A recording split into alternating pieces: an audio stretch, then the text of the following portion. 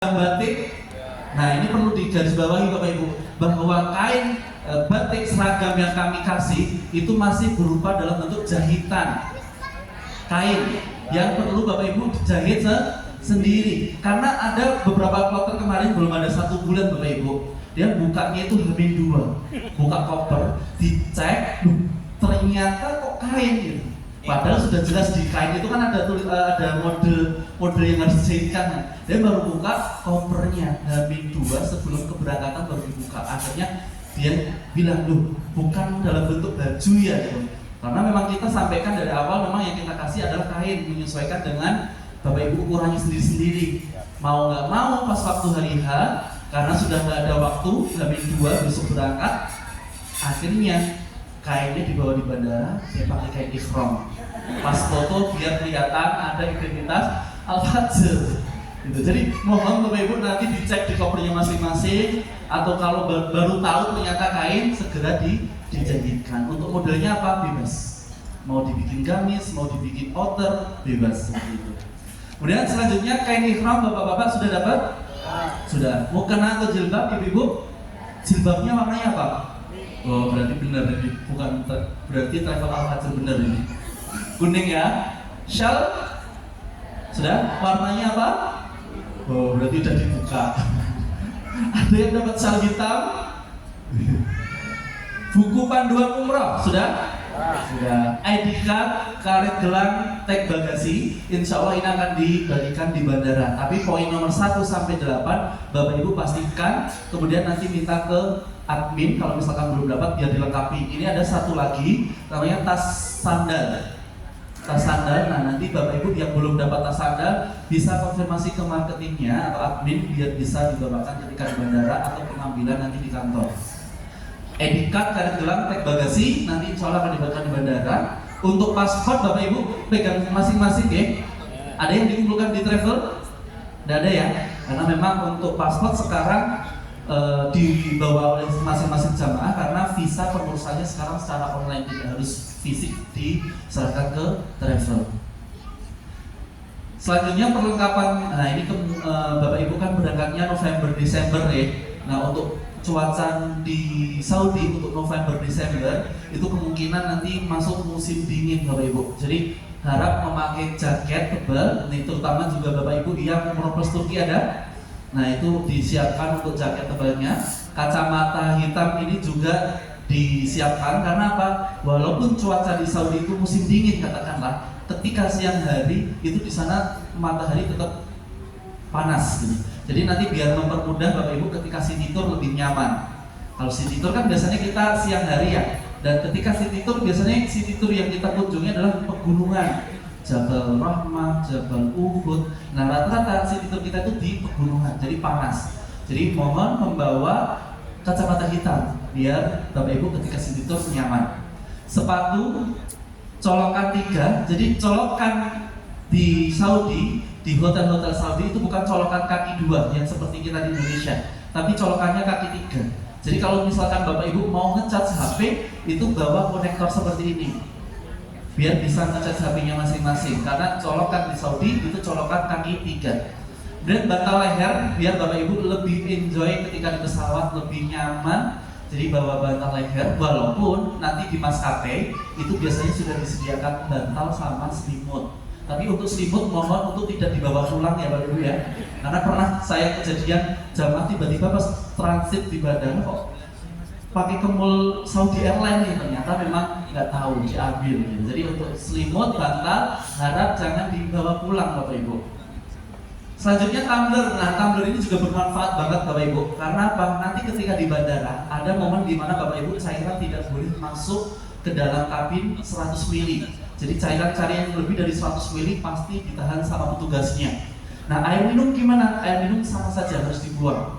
Nah kalau misalkan Bapak Ibu pakai tumbler, otomatis nanti ketika pengecekan air yang ada di tumbler dibuang. Nanti di dalam ruang tunggu itu biasanya ada tempat pengisian air. Nanti biar bisa minum di dalamnya. Nah ketika di pesawat pun juga bisa Bapak Ibu menggunakan tumbler ini. Misalkan Bapak Ibu kehausan tinggal minta pramugari pengen stok air, berarti tinggal nyerahin tumblernya biar diisi air putih, itu gratis biasanya. Atau juga nanti Bapak Ibu bawa tumbler ketika hari yang di sana selama di Madinah ataupun Mekah, itu usahakan Bapak Ibu selalu minum air zam-zam, betul?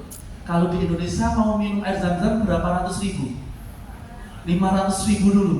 Kalau di sana itu bebas, sepuasnya. Mau 1 ember, 1 galon, tidak masalah.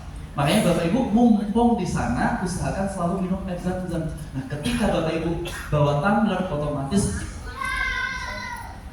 boleh bawa botol aqua, tapi kalau kesehatan insya Allah kayak kurang Ibu. Jadi mending bawa tumbler bebas.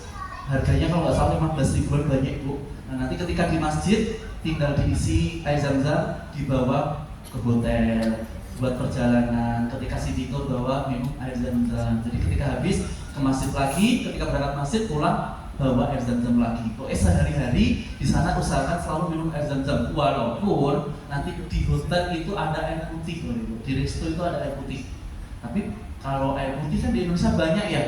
Nah, kalau di sana air zam-zam lebih bermanfaat bagi kita semuanya mumpung di sana, seperti itu. Selanjutnya perlengkapan selama ibadah umroh, yang pertama adalah pakaian ihram. Untuk ihram bapak-bapak itu kain ihram yang terdiri dari 2 jenis kain. Kemudian untuk berapa jumlah yang harus dibawa, itu rata-rata kalau untuk umroh insya Allah 1 ihram sudah cukup Bapak Ibu. Beda kalau haji ya. Kalau haji memang prosesi pakai ihramnya banyak, tapi kalau umroh, apalagi yang umrohnya mau sekali, itu ihram paling insya Allah masih bersih gitu. Karena kalau di travel sendiri, insya Allah nanti memfasilitasi umroh itu 2 kali gitu. Jadi nanti biasanya kita data siapa yang mau umroh sekali, siapa yang mau umroh 2 kali. Dan untuk perempuan pakai baju gamis, bergo, kerudung sari, kaos kaki, sarung, tangan. Nah, ini untuk baju gamisnya gimana? Nah, biasanya baju gamis perempuan sebenarnya tidak ada ketentuan ketika ihram tuh bajunya warna apa, nggak ada ketentuan. Hanya saja rata-rata jamaah di sana itu antara putih sama hitam. Nah, kalau putih kenapa biasanya menyesuaikan kain ihramnya bapak-bapak? Oh, itu satu grup ini berarti biar kelihatan ya gitu. Jadi biasanya kalau jamaah Indonesia antara putih sama hitam. Tapi sebenarnya tidak ada aturan khusus harus warna putih atau hitam seperti itu. Yang jelas Bapak Ibu, ketika prosesi umroh itu ada aturan, tidak boleh ibu-ibu membawa pakaian ihram yang bercorak hewan, tumbuhan. Nah, itu nggak boleh, misalkan gambar harimau atau karena ngefans sama trio macan, jadi bentukannya trio macan. Nah, itu nggak boleh. Tumbuhan ataupun hewan itu memang ada aturan tidak boleh dibawa. Jadi usahakan ketika di sana sehari-hari memakai baju yang polos saja, seperti itu. Kemudian sandal atau sepatu pakaian harian ini juga disesuaikan dengan kebutuhan masing-masing. Ada yang jangka umroh Stuki 16 hari? Ada ya? Nah, ada yang 16 hari, nanti tinggal disesuaikan masing-masing. Yang jelas Bapak Ibu harus mengingat jumlah bagasinya atau berat bagasinya, karena memang antar maskapai beda-beda. Jadi jangan sampai Bapak Ibu berangkat ke sana terus pulang-pulang kopernya mana jadi kelebihan bagasi. Nah, itu nanti bisa disiasati gimana cara bawa pakaian bebasnya, pakaian hariannya. Mungkin alternatifnya di sana Bapak Ibu, itu yang pertama Bapak Ibu bisa laundry. Di sana laundry banyak Bapak Ibu. Cuma memang harganya beda ya, jangan disamakan dengan di Indonesia. Yang kedua Bapak Ibu bisa mencuci di sana. Jadi di kamar mandi dicuci, nanti tinggal sehari itu cuci jemurnya di kamar mandi, nanti sore insya Allah sudah kering. Alternatif yang ketiga Bapak Ibu bisa beli baju di sana, jadi beli oleh-oleh sekaligus langsung dipakai. Karena pakaian di sana murah Bapak Ibu, gamis perempuan yang 50 ribuan rupiah banyak, di pinggir jalan banyak. Jadi jangan khawatir, di sana itu insya Allah harganya juga murah-murah untuk pakaian. Makanya beli pakaian, bawa pakaian dari Indonesia sedikit, beli di sana sekalian oleh-oleh sekaligus dipakai untuk minimalisir berat timbangan juga. Dan peralatan mandi Bapak Ibu. Nah, Bapak Ibu perlu diketahui bahwa hotel di Saudi dengan hotel di negara-negara lain termasuk Indonesia itu beda. Kalau hotel di sana itu tidak memperpedulikan kualitas Bapak Ibu. Jadi katakanlah misalkan kita komplain ke hotel itu akan tutup telinga. Karena apa? Mereka menganggap yang butuh itu kita, bukan mereka yang butuh. Karena hotel di Saudi itu selalu ramai Bapak Ibu. Ketika ada yang check out, otomatis hari itu juga pasti ada yang check in, selalu penuh. Makanya ketika Bapak Ibu menemui petugas-petugas hotel yang gak ramah, memang itu sudah hal biasa. baik bintang 3, 4, 5, 7 semuanya sama. Hotel di Saudi seperti itu. Nah, ini perlu kami sampaikan juga kenapa Bapak Ibu perlu membawa peralatan mandi. Walaupun nanti di hotel itu sebenarnya sudah disediakan sabun, sudah disediakan handuk, tapi terkadang pelayanan hotel itu lambat. Kadang ketika check-in ada beberapa kamar yang handuknya kurang, sabunnya tidak ada. Akhirnya dia bilang komplain sama tour leader nyampaikan ke resepsionis atau ke petugasnya. Dan biasanya setelah kita komplainkan ke pihak hotel, sabun, handuk itu datangnya ketika kita sudah mau check out. Lama sekali. Makanya perlu kami sampaikan ketika manasik, Bapak Ibu harap untuk membawa peralatan mandi sendiri terlebih dahulu. Buat jaga ini, misalkan nanti di sana ada keterlambatan peralatan mandi dari pihak hotel. Dan peralatan sholat minimal Bapak Ibu bawa sajadah. Kenapa? Kadang kita tidak bisa tahu apakah nanti ketika di sana kita sholatnya selalu di dalam masjid atau tidak. Nanti kalau misalkan kita terlambat, misalkan beranjak dari hotelnya ketika sudah iqomah, otomatis nanti kita sholatnya di pelantaran. Di pelantaran itu gak ada sajadah. Ada beberapa yang ada sajadah, tapi biasanya udah full. Makanya Bapak Ibu upayakan membawa sajadah biar ketika sholat telat pun nyaman. Tapi usahakan Bapak Ibu ketika selama di sana tidak telat, seperti itu ya. Dan bisa menikmati sholat di dalam masjid. Dan obat-obatan pribadi. Nah, ini Bapak Ibu perlu diketahui bahwa banyak sekali jamaah yang menyepelekan obat-obatan pribadi karena menganggap saya jarang sakit ketika di Indonesia. Nah, karena beda Bapak Ibu, perlu diketahui cuaca di sana dan di sini itu beda, musimnya udah beda. Dan rata-rata jamaah Indonesia ketika pulang umroh itu dia bawa oleh-oleh batuk, betul? Bawa batuk-batuk. Nah, ini makanya Bapak Ibu usahakan membawa obat-obatan yang sekiranya itu obat-obatan yang umum. Kayak obat batuk, obat pilek, obat flu, itu kan rata-rata jamaah umroh pasti seperti itu penyakitnya. Nah, makanya disiasati dengan membawa obat-obatan, terutama untuk jamaah plus Turki. Jamaah plus Turki yang perjalanan 16 hari itu sangat sulit untuk mencari apotek. Kalau di Saudi itu apotek banyak, di pelantaran masjid, di samping hotel, depan hotel itu apotek masih bisa terjangkau. Tapi kalau untuk jamaah umroh plus Turki nyari apotek itu susah. Kalau di Indonesia kayak di minimarket, Alfamart, Indomaret itu pasti jual obat ya. Tapi kalau di Turki Alfamart ya Alfamart ya. Minimarket di Turki itu dia nggak jualan obat-obatan. Kalau misalkan mau beli obat dia harus di apotek. Sedangkan apotek di Turki setiap hari Sabtu dan Minggu dia tutup. Harus di rumah sakit. Dan rata-rata jalanan yang dilalui di Turki itu lewat jalan tol. Jarang sekali kita lewat jalan biasa. Makanya Bapak Ibu untuk jamaah umroh baik plus Turki ataupun reguler biasa itu usahakan selalu bawa obat-obatan karena kita tidak tahu kedepannya seperti apa, atau kita sakit atau apa kita nggak tahu. Makanya usahakan Bapak Ibu selalu sehat walafiat, dan saya doakan semoga Bapak Ibu juga sehat walafiat.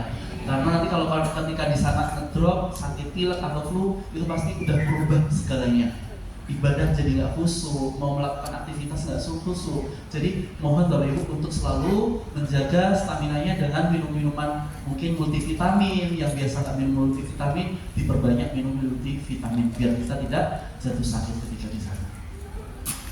Selanjutnya perlengkapan tambahan: kacamata hitam, jaket, topi, hanger, kabel listrik untuk ngecas HP, gunting kecil. Nah, ini terutama bagi ibu-ibu ya, biasanya tahalulnya kan nggak mungkin dicukur di tukang cukur, jadi bawa gunting kecil itu wajib masuk ke dalam koper besar.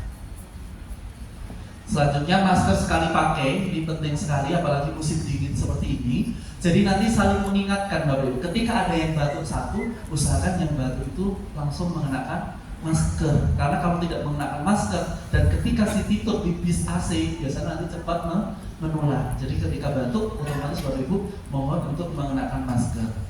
Plastik kecil untuk sandal. Kalau sekarang kan sudah ada tas sandal nih, Bapak Ibu nih, ada tas sandal. Jadi itu fungsinya apa? Untuk masjid, Bapak Ibu. Jadi ketika kita ke masjid tidak seperti di Indonesia, kita mau masuk masjid sandal ditaruh di luar. Kalau kita seperti itu, sandal kita taruh di luar, otomatis kita keluar hilang sandalnya. Bukan dicuri, bukan, tapi dibersihkan sama tukang bersih. Jadi Bapak Ibu ketika mau masuk masjid, sandalnya dilepas, ditaruh di dalam tas sandal. Jadi ke dalam masjid, sandalnya ikut ke dalam. Nah, karena nanti juga ketika kita mau masuk masjid, keluar itu belum tentu kita keluar di pintu yang sama Bapak Ibu. Karena pintu di Madinah ataupun di Masjidil Haram itu banyak. Makanya perlu dibawa sandalnya seperti itu, okay? Kemudian bawa botol minum digunakan saat harian dan itu seperti yang saya jelaskan tadi. Makanan atau cemilan nih Bapak Ibu yang tidak terbiasa nunggu lama di bandara. Kalau di Mekah, Madinah, insya Allah makanannya sudah menu Indonesia Bapak Ibu. Kadang Bapak Ibu menemui pecel, kadang kangkung, kadang bayam, kadang ayam, ikan, itu menunya insya Allah menu Indonesia. Gitu. Jadi insya Allah Bapak Ibu aman. Dan di sana juga ada yang jual bakso Bapak Ibu. Baksonya harganya 20 real. Berapa itu berarti? 80.000. Iya, bakso 80.000. Es teh 5 real, 20.000, 100.000 pas. Kalau di Indonesia dapat berapa itu? Tapi jangan sekali-kali Bapak Ibu mengkonversikan nilai rupiah dengan real, nanti jatuhnya nggak jadi beli. Pengen beli bakso, aduh bakso ini kepolo-polo hewu. Anggap aja 20 real itu 20.000 gitu. 5 real 5.000 gitu. Karena memang bakso 20 real banyak sekali sekarang. Menu-menu resto Indonesia di sana banyak. Walaupun di resto kita itu selalu menunya insya Allah menu Indonesia. Tapi di Turki beda Bapak Ibu. Kalau di Turki jangan berharap dapat menu Indonesia. Dapat menu Indonesia hanya sekali ketika di Istanbul. Itu sekali di satu restoran aja. Selebihnya adalah makanan salad-saladan, zaitun, buah-buahan, yang insya Allah nggak masuk di lidah kita. Makanya Bapak Ibu untuk yang umroh ke Turki itu usahakan membawa menu tambahan, misalkan sambal. Saya selalu kalau di Turki sampai sejauh ini belum bisa menerima makanan Turki masuk ke dalam tubuh saya. Makanya saya sering membawa sambal terasi itu, kemudian bawa pop mie ini wajib. Karena pop mie di Turki sekarang harganya kalau dirupiahin 50.000 Bapak Ibu. Di Indonesia paling 5.000 ya. Sana 50.000 kalau dirupiahin. Nah, jadi bisa disiasati dengan bawa pop mie, itu insya Allah bermanfaat kalau pop mie di Turki seperti itu. Karena harganya, karena memang di sana kadang kita tidak bisa menyesuaikan lidah dengan di sana, terutama ketika sarapan Bapak Ibu. Sarapan di Turki itu menunya menu insya Allah nggak masuk di kita kecuali roti. Makanya ketika saya di Turki, rata-rata jamaah ketika di resto itu tak lihat di atas mejanya itu pop mie, karena memang nggak bisa masuk seperti itu. Kemudian persiapan keberangkatan, yang pertama bapak-bapak, ibu-ibu bisa dipersiapkan pakaian yang dibutuhkan, karena memang setiap jamaah pasti punya kebutuhan pakaian masing-masing. Bahkan kemarin ada yang tanya dia mau bawa 2 koper full pakaian, karena memang tujuannya dia untuk foto produk di sana, karena memang punya produk pakaian muslim, jadi sekalian, jadi memang disesuaikan dengan kebutuhan masing-masing. Perlengkapan mandi dan cuci seperti yang saya jelaskan tadi, obat-obatan pribadi. Bagi wanita subur perlu diperhatikan tanggal haid. Nah, nanti bisa konsultasi ke dokter kandungan atau minum obat penunda haid. Nah, ini biasanya yang masih muda-muda, yang masih menstruasi bisa minum obat penunda haid atau Primolut biasanya. Kadang ada yang kita beli di apotek, kadang ada apotek yang memperbolehkan tanpa resep dokter, ada apotek yang memang mewajibkan harus pakai resep dari dokter. Kemudian perlengkapan tambahan saat di dalam pesawat, makanan saat transit, nah yang tidak terbiasa dengan lama menunggu transit atau di bandara. Uang saku bisa dalam bentuk uang tunai atau ATM, dan batas maksimal perlu diperhatikan karena nanti beda-beda. Karena maskapai insya Allah di slide terakhir nanti ada kaitannya sama batas maksimal koper.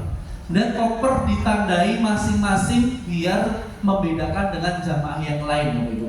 Jadi koper Al-Fajr itu kan semuanya sama Bapak Ibu. Dari travel nanti memberikan ID card-nya, ID koper itu juga sama bentuknya. Makanya jamaah itu kita anjurkan untuk memberi tanda masing-masing di kopernya, mungkin bisa dengan pita atau kain atau sesuatu hal yang sekiranya membedakan dari koper jamaah lain. Jadi nanti fungsinya seperti ini. Koper biasanya akan kita kumpulkan jadi satu, misalkan di bandara. Ketika landing dari bandara Jeddah, koper akan kita jadikan satu. Jamaah tidak perlu mengangkat dan sebagainya, hanya memastikan aja kopernya sudah ada atau belum. Nah, kalau misalkan kita kumpulkan jadi satu, Bapak Ibu menandai mungkin dengan pita warna kuning. Dari jauh kan kelihatan, oh itu koper saya. Nggak perlu harus nyari satu-satu ID kopernya, satu-satu namanya siapa. Jadi perlu ditandai di atasnya, mungkin bisa dengan kain, pita, atau sesuatu hal yang membedakan dengan jamaah lain. Seperti itu ya.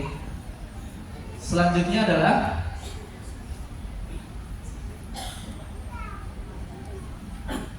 ada 3 identitas yang perlu Bapak Ibu selalu kenakan ketika di Madinah ataupun di Mekah.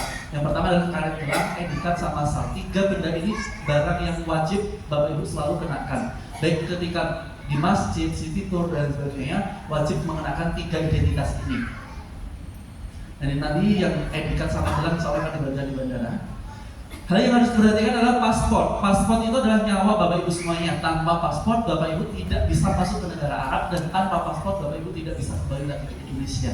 Bisa, tapi nanti dengan proses yang sangat lama, dan Bapak Ibu otomatis harus tinggal, dan otomatis pulangnya harus dengan biaya pesawat sendiri. Jadi mohon Bapak Ibu untuk paspor dijaga, karena memang nyawa kedua kita selama perjalanan ke luar negeri itu adalah paspor. ID card, tertera nama hotel, Madinah, Mekah, dan nomor telepon ataupun mutawif. Gelang karet juga tertera nomor telepon. Syal selalu dipakai selalu identitas rombongan umroh. Jadi ID card, gelang karet ini dipakai kenapa Bapak Ibu? Ini untuk identitas, misalkan Bapak Ibu terutama maaf yang sepuh-sepuh. Kadang dia mengingat hotel itu bingung. Nah kalau misalkan dia udah pakai ID card itu insya Allah aman. Ketika ada yang zaman hilang atau apa itu, kalau pakai ID card insya Allah udah aman. Karena nanti identitas semuanya itu ada di ID card. Jadi mohon untuk yang muda-muda selalu mengingatkan Bapak Ibunya yang sepuh untuk selalu mengenakan identitas. Yang selanjutnya adalah syal. Kenapa antara yang muda yang tua semua wajib memakai syal? Karena Bapak Ibu di sana di Saudi itu banyak sekali mukimin. Mukimin itu orang Indonesia yang tinggal di Saudi, itu banyak sekali. Dan mereka rata-rata seringnya adalah mau mencari makan secara gratis. Kalau mau mencari makan gratis tinggal ke hotel-hotel yang ada orang Indonesianya. Nah, makanya petugas hotel itu rata-rata gini, ketika dia nggak bawa jamaah, nggak bawa ID sama sekali, ada embel-embel biru sama sekali, pasti diindikasi sebagai mukimin tadi yang mau mencari makan gratis. Nah itu sering sekali karena selalu ditegur di restoran. Nah daripada ditegur malu, makanya Bapak Ibu selalu mengenakan minimal ada ID card-nya, syalnya, ataupun karet gelang yang pokoknya ada identitas dari Al-Fajr, seperti itu. Selanjutnya adalah konten saat jadwal city tour, karena kita grup besar, selalu sabar dalam ibadah. Jadi selalu kita upayakan Bapak Ibu selalu sabar, karena nanti pasti banyak hal-hal yang kita tidak duga, mungkin antrian. Selama di bandara kita harus ngantri, imigrasi harus ngantri, mau ke masjid harus antri, mau ke lift antri, mau makan antri. Nah ini Bapak Ibu mohon untuk selalu mengupayakan kesabarannya. Selalu menghormati jamaah lain layaknya keluarga sendiri. Bapak Ibu, ketika kita ada kesusahan selama di sana, yang bisa menolong kita itu bukan keluarga kita yang di rumah, tapi teman satu kloter kita. Makanya kita upayakan dalam satu kloter, Bapak Ibu upayakan untuk selalu kompak, selalu ya setidaknya tahu namanya, tahu oh ini ibu ini, atau saling tolong menolong. Kalau lebih di sana Bapak Ibu, yang muda menghormati yang tua menyayangi yang muda. Kemudian cara memperlakukan paspor jangan dimasukkan di saku celana tapi di dalam tas paspor. Nah ini sering banget terjadi Bapak Ibu. Ini paspor juga rawan saat hilang saat transit. Harap lebih waspada. Saya pernah kejadian Bapak Ibu jamaah bawa paspornya itu ditaruh di saku. Itu kita landing di Turki, itu kebetulan pas di Turki. Landing di Turki itu jam 11 malam. Jam 11 malam kita baru keluar dari bandara itu jam 12 malam. Nah pas perjalanan dari bandara Turki ke hotel itu paspor saya minta kumpulin.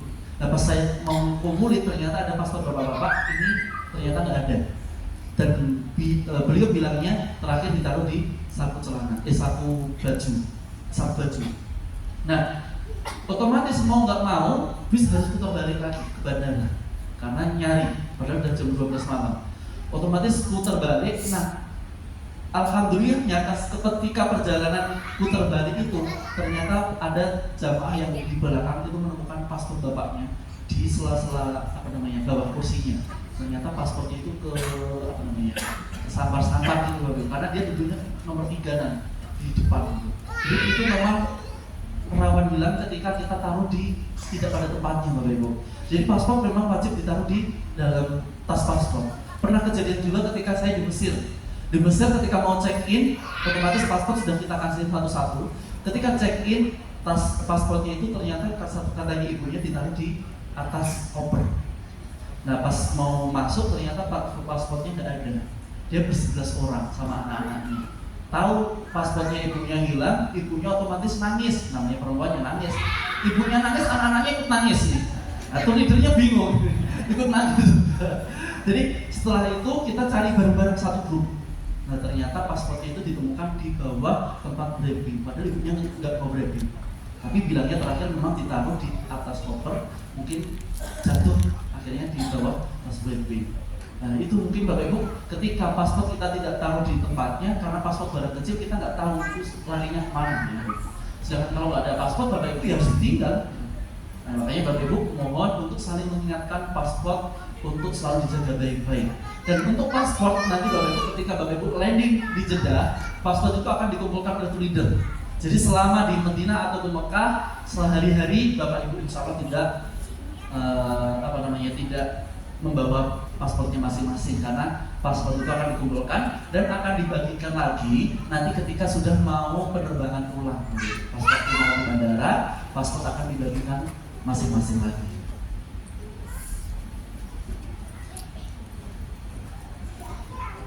Nah ini nanti Bapak Ibu bisa memfoto dokumen paspor, identitas paspor. Bapak Ibu perlu memfoto paspor, kemudian boarding passnya sama visanya ya Bapak Ibu ya. Jadi kalau misalkan Bapak Ibu naudzubillah ada paspor hilang, itu setidaknya Bapak Ibu punya dokumennya terlebih dahulu, punya dokumentasinya. Jadi biar mempermudah urusannya ketika nanti pengurusan ke Dubes tadi itu. Selanjutnya Bapak Ibu, ini saya akan bacakan terkait dengan jam kumpul keberangkatan Bapak Ibu semuanya. Nanti difoto sesuai dengan tanggal keberangkatannya aja. Karena yang ikut manasik di sini itu dari berbagai macam kloter. Jadi nanti Bapak Ibu tinggal memperhatikan yang sesuai dengan kloternya masing-masing aja. Untuk kloter 23 November Citylink, keberangkatan start dari Solo tanggal 23 November kumpul di bandara jam 4 pagi. Dan kepulangannya nanti tanggal 3 Desember landing di Adi Sumarmo Solo jam 12.10. Selanjutnya kloter 25 November Saudi Airlines, keberangkatan yang bareng dengan Biro dari Solo bisa pukul jam 12 siang di Bandara Adi Sumarmo Solo. Yang menghendaki langsung bertemu di Jakarta bisa berkumpul tanggal 26 Novembernya jam 20 di Bandara Terminal 3. Selanjutnya untuk kepulangannya nanti tanggal 4 Desember landing di Jakarta jam 9 pagi.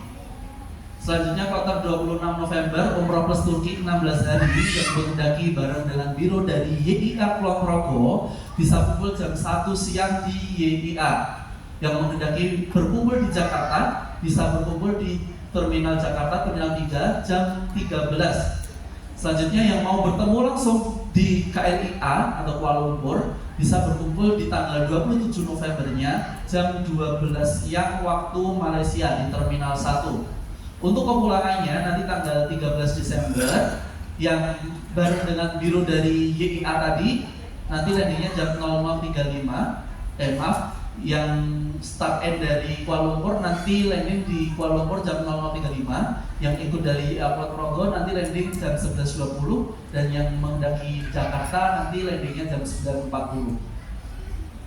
Selanjutnya kloter 27 November Citylink 11 hari, keberangkatan nanti berkumpul di Bandara Adi Sumarmo jam 8 pagi. Untuk kepulangannya nanti tanggal kepulangan tanggal 6 Desember jam 9.55 landing di Bandara Adi Sumarmo Solo. Selanjutnya kloter 30 November Citylink nanti kumpulnya di Bandara Adi Sumarmo Solo jam 6 pagi. Kepulangannya nanti tanggal 8 Desember landing jam 11.05. Kloter 1 Desember umroh plus Turki 12 hari yang menghendaki bareng dengan Biro dari Solo nanti bisa berkumpul jam 6 pagi di Bandara Adi Sumarmo Solo tanggal 1 Desembernya. Yang menghendaki langsung di Jakarta bisa kumpul di Bandara Jakarta jam 14 siang. Untuk kepulangannya nanti tanggal 12 Desember landing di Jakarta jam 22.40. Kloter 2 Desember Malaysia Airlines nanti yang menghendaki dari Solo itu bisa kumpul jam 3.30 dini hari berkumpul di rumah makan Raja Salman Kartasura Solo. Yang menghendaki langsung YIA Kulon Progo langsung bisa kumpul jam 7 pagi di YIA. Ingat bahwa bus dari Solo langsung ke YIA, tidak mampir ke kantor Jogja. Untuk kepulangannya nanti tanggal 12 Desember landing di IAA jam 10.40. Selanjutnya kloter 2 Desember Qatar, keberangkatan yang mengendaki bareng dengan biru dari Solo bisa kumpul tanggal 1 Desembernya jam 12 siang. Yang mengendaki langsung bertemu di Jakarta bisa berkumpul tanggal 2 Desembernya jam 3.30 pagi di Terminal 3. Untuk kepulangannya nanti tanggal 10 Desember landing di Jakarta jam 21.25. Selanjutnya kloter 3 Desember Oman Airlines yang mengendaki bareng dengan Solo, biru dari Solo nanti bisa berkumpul di Bandara Adi Sumarmo tanggal 3 jam 4 pagi. Yang mengendaki langsung bertemu di Jakarta bisa kumpul jam 10 pagi. Untuk kepulangannya nanti tanggal 11 Desember landing di Jakarta jam 13.25. Selanjutnya kloter 4 Desember Saudi Airlines nanti keberangkatan yang mengendaki bareng dengan biru dari Solo bisa kumpul jam 12 siang tanggal 3 Desembernya. Yang mengendaki langsung bertemu di Jakarta bisa kumpul tanggal 4 jam 3 pagi Terminal 3. Kepulangannya nanti tanggal 12 Desember landing di Jakarta jam 15.30. Selanjutnya kloter 4 Desember Garuda yang mengendaki bareng dengan Biro dari Solo nanti bisa kumpul di Bandara Adi Sumarmo tanggal 3 Desembernya jam 12 siang. Yang mengendaki langsung bertemu di Jakarta tanggal 4 Desember jam 2.30 dini hari, jam 2.30 pagi. Kepulangannya nanti jam 12 Desember landing di Jakarta jam 9.35. Selanjutnya kloter 4 Desember Citylink nanti bisa berkumpul di Bandara Adi Sumarmo jam 4 pagi. Nanti kepulangannya tanggal 14 Desember landing di Adi Sumarmo jam 13.55. Selanjutnya kloter 9 Desember Malaysia Airlines yang mengendaki dengan Biro dari Solo bisa kumpul jam 2.30 dini hari di rumah makan Raja Salman Kartasura. Yang langsung bertemu di Airport Progo bisa berkumpul jam 7 pagi di JIA. Dan kepulangannya nanti tanggal 20 Desember landing di JIA jam 10.40. Selanjutnya kloter 11 Desember Citylink keberangkatan nanti langsung kumpul di Bandara Adi Sumarmo Solo jam 6 pagi. Kepulangannya nanti tanggal 20 Desember landing di Adi Sumarmo Solo jam 11.05. Selanjutnya kloter 15 Desember Citylink nanti kumpulnya di Bandara Adi Sumarmo Solo jam 4 pagi. Kepulangannya nanti tanggal 26 Desember landing di Adi Sumarmo jam 13.55. Selanjutnya kloter 20 Desember Umroh plus Turki 16 hari nanti yang mengendaki bareng dengan Biro dari Solo bisa kumpul di Bandara Adi Sumarmo Solo tanggal 20 jam 12 siang. Yang mengendaki langsung bertemu di Jakarta bisa berkumpul di tanggal 21 Desembernya jam 5 pagi di Terminal 3. Untuk kepulangannya nanti tanggal 5 Januari landing di Jakarta jam 22.40. Nah, informasi tambahan untuk kloter maskapai Citylink, khusus untuk maskapai Citylink, sekali lagi khusus untuk maskapai Citylink yang dari Solo, koper bagasi ukuran 24 inch wajib dikumpulkan di kantor Al-Fajr mulai dari H-5 hingga H-2 sebelum keberangkatan. Pengumpulan koper tidak diperkenankan pada hari H keberangkatan karena koper akan dimasukkan ke dalam pesawat malam hari sebelum penerbangan. Jadi khusus untuk maskapai Citylink, Bapak Ibu bisa ngumpulin koper yang besar ke kantor, baik di kantor Jogja ataupun kantor Solo, bisa mulai dari H-5 sampai H-2, maksimal H-2. Karena H-1 itu sudah proses check-in di dalam bandara. Karena untuk Citylink check-innya malam, Bapak Ibu. Jadi Bapak Ibu ketika kumpul itu bagasi sudah dimasukkan ke dalam pesawat karena penerbangannya jam 7 pagi, Bapak Ibu. Jadi Bapak Ibu, koper khusus untuk Citylink dikumpulkan maksimal H-2 baik di kantor Al-Fajr Solo ataupun di kantor Al-Fajr Jogja.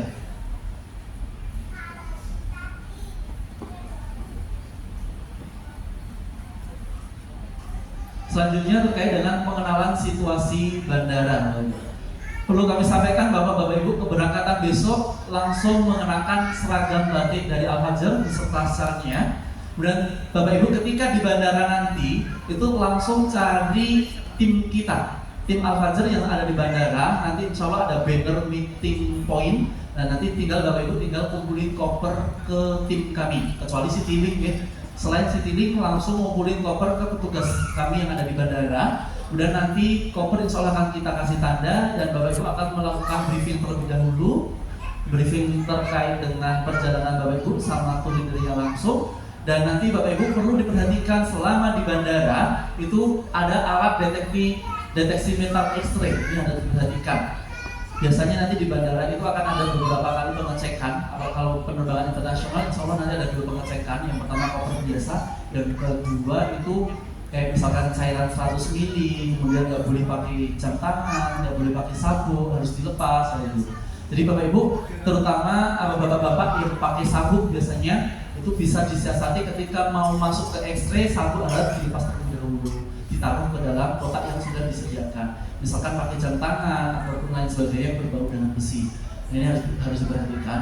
Kemudian di bandara Bapak Ibu tidak boleh bercanda soal bom ataupun terorisme, walaupun hanya sekedar bercanda itu tidak diperbolehkan.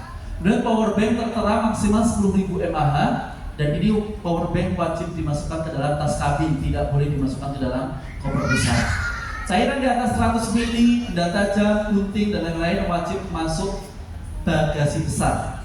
Cairan 100 ml wajib masuk bagasi besar. Ada yang bawa, kemarin itu ada yang bawa hand body itu, tapi tulisannya memang lebih dari 100 ml, isinya tidak sampai 100 ml. Apakah boleh? Tetap tidak boleh Bapak Ibu.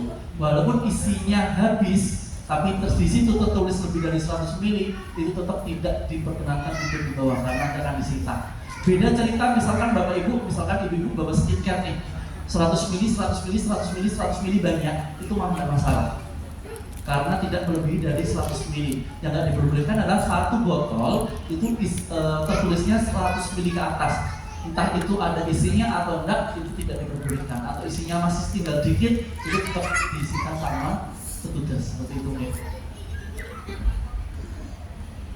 Nah ini ada video kaitannya sama pengenalan yang ada di bandara.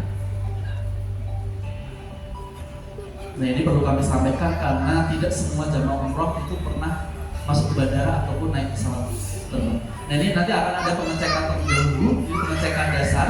Jadi untuk pengecekan dasar sabuk celana masih bisa dikenakan, jam tangan masih bisa dikenakan. Paling di sini nanti pengecekan tas secara garis besar saja dan diperiksa seperti ini. Nanti kalau misalkan ada barang-barang mencurigakan, pasti akan disita sampai itu sampai diinterogasi sampai terlebih dahulu. Kita ulang sekali lagi. Jadi pengecekan seperti ini, baik perempuan ataupun laki-laki nanti akan ada pengecekan di setiap bandara, baik bandara Indonesia ataupun bandara Jeddah atau bandara Turki atau bandara misalkan Bapak Ibu transit di mana. Nah nanti dicek terlebih dahulu. Kalau untuk pengecekan pertama biasanya masih aman sabuk, tapi kalau pengecekan kedua sabuk sudah tidak diperbolehkan, jam tangan tidak diperbolehkan, harus masuk ke dalam kotak. Ini ada kasus contoh bercanda.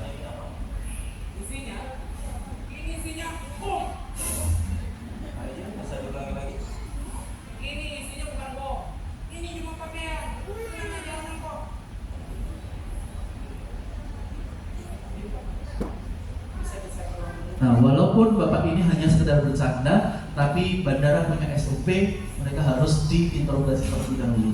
Ini ada contoh kasus kedua.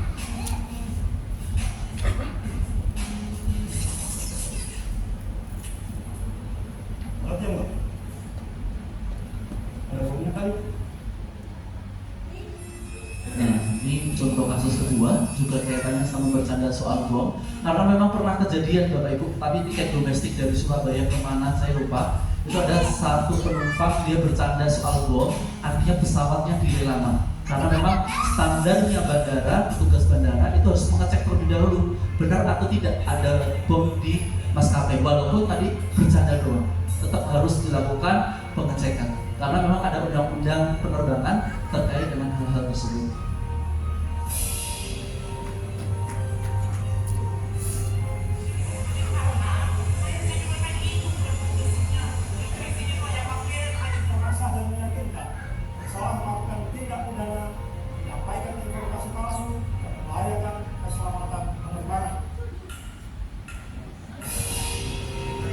Nah akhirnya disidang karena memang ada undang-undang yang mengatur terkait dengan penerbangan.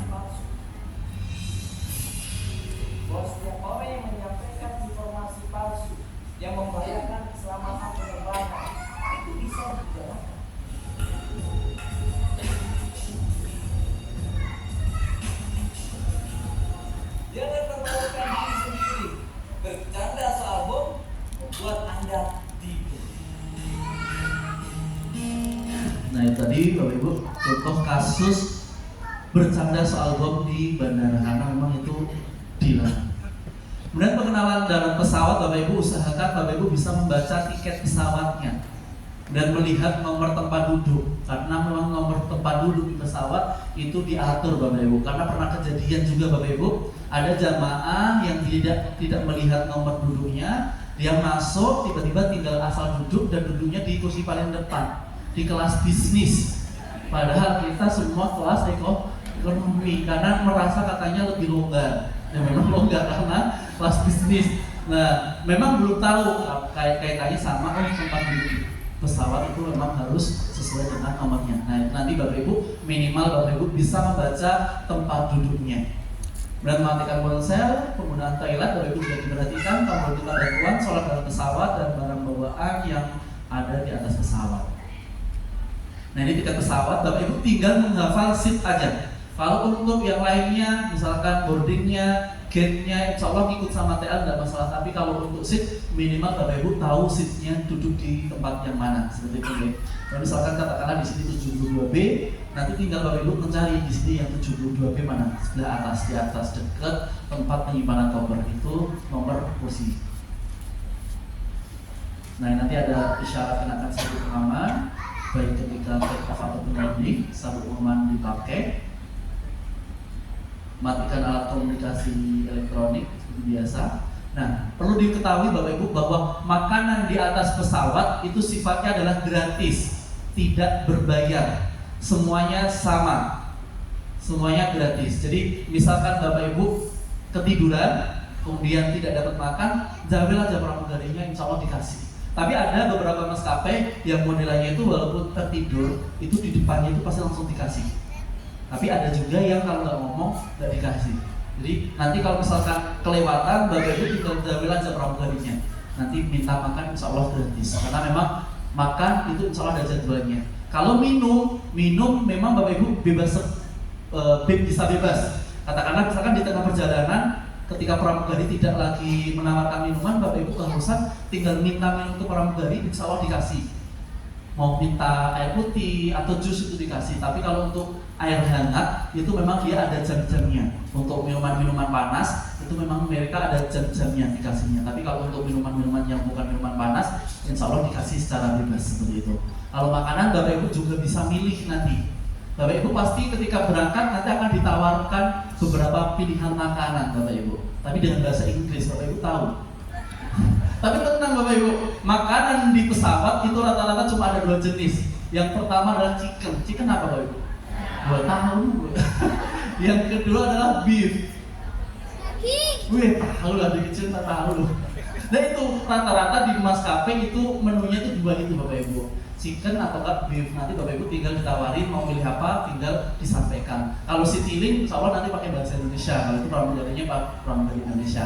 Tapi untuk maskapai Saudi Airlines, nanti ada yang Oman, ada yang Qatar, dan itu pasti menyesuaikan dengan bahasa mereka. Gitu. Jadi yang penting nanti misalkan Bapak Ibu nggak dapat makan, jambil langsung dikasih. Gitu. Kalau misalkan minum, tinggal minta minum. Selanjutnya adalah penggunaan toilet pesawat. Nah ini perlu kami jelaskan juga Bapak Ibu, karena tidak banyak sekali jamaah yang takut ketika mau menggunakan toilet di atas pesawat. Mungkin karena tidak terbiasa, bahkan jamaah yang sering naik pesawat pun kadang juga takut karena mungkin selama perjalanan dari Solo Jakarta atau Jogja Jakarta itu jarang ke toilet. Akhirnya mau nggak mau ketika Bapak Ibu perjalanan 9 jam, mau nggak mau kan harus ke toilet ya, mungkin ditahan sampai landing kan. Kalau sini Jakarta mungkin ditahan masih bisa ya, tapi kalau sampai sana ditahan malah jadi sakit nanti ya. Jadi Bapak Ibu usahakan Bapak Ibu nggak usah takut ke toilet. Banyak sekali jamaah yang takut, memang banyak sekali. Makanya perlu kami sampaikan di sini. Nanti kita kasih tahu gimana cara penggunaan toilet. Yang jelas Bapak Ibu, toilet di pesawat itu toiletnya toilet duduk. Ini perlu kami sampaikan karena beberapa kali dulu saya pernah bawa jamaah yang tidak bisa menggunakan toilet duduk. Jadi pas waktu di hotel, karena di hotel semuanya toilet duduk nih. Pas di hotel saya dipanggil, Mas Rais, ini kok toiletnya nggak bisa dipakai, caranya gimana ya? Nah, otomatis saya masuk nih. Nah pas masuk saya buka itu ternyata udah ada rezekinya di situ, udah ada isinya. Jadi dia manggil itu ketika udah diisi, bukan sebelum diisi. oh ya udah, oh ini loh Pak tinggal di gini ini. Jadi memang tidak semua jamaah umroh itu terbiasa dengan fasilitas-fasilitas seperti ini. Makanya Bapak Ibu yang nggak terbiasa bisa dilatih terlebih dahulu di toilet hotel, insya Allah sudah toilet duduk. Yang nggak terbiasa dengan lift, nah ini sering sekali jamaah, sering banget nunggu jamaah yang maaf sudah sepuh. Nanti kalau misalkan mau ke kamar sendiri nggak berani karena bingung caranya makin lift. Nanti bisa belajar cara penggunaan lift, ini sama penggunaan toilet. Nah ini sering sekali penggunaan toilet jadi hal yang apa ya, jamaah itu takut gitu. Padahal rata-rata kalau kita Bapak Ibu, rata-rata pengguna pesawat di situ itu ya rata-rata sama kayak kita gitu. Kadang saya menemui ketika mau ke toilet pesawat, saya masuk pintunya nggak ditutup. Ini orang Indonesia ini jelas nih, orang Indonesia ini. Jadi sering gitu, pintu kan ada tandanya nanti Bapak Ibu, toilet terpakai sama tidak terpakai itu ada tandanya dari tempat duduk kita. Misalkan terpakai berarti ada tanda warna merah di gambar toilet kita, ada warna merah berarti di dalamnya ada orang. Tapi kalau tombolnya hijau berarti di situ kosong. Nah nanti Bapak Ibu tinggal kalau misalkan mau toilet tinggal cek aja, oh itu hijau berarti kosong, maju gitu. Tapi nanti harus dibuka insya Allah kosong. Tapi ada beberapa kali juga tadi kadang orang Indonesia itu kreatif karena takut ya nggak usah dikunci lah kayaknya. Jadi, itu sering Bapak Ibu, jadi nggak usah khawatir kalau mau toilet nggak usah khawatir, konconnya akeh gitu. Kadang ada juga yang modelan ke toilet itu adalah bawa teman, ngajak sampingnya, nanti suruh jagain pintunya, karena takut apa kunci di dalam ya bisa keluar gimana, padahal sebenarnya bisa kalau misalkan samping tertutup pun bisa dibuka dari dalam oleh dari luar sama pramugarinya. Jadi Bapak Ibu nggak usah takut ke toilet kalau misalkan merasa hajat yang ingin ditunaikan, ya ditunaikan, jangan diangkat sampai sana takutnya malah sakit, gitu ya. Nah ini ada video di dalam pesawat, ini biar bisa Bapak Ibu dapat gambaran, oh di dalam pesawat itu seperti ini, oh toilet pesawat itu seperti ini.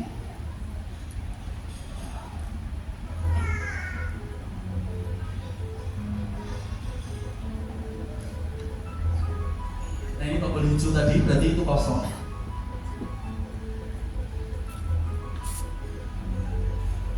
Nah cara membukanya ada yang didorong, ada pesawat yang udaranya yang di samping itu ditarik dan didorong. Nah tinggal kuncinya tinggal digeser ke kiri.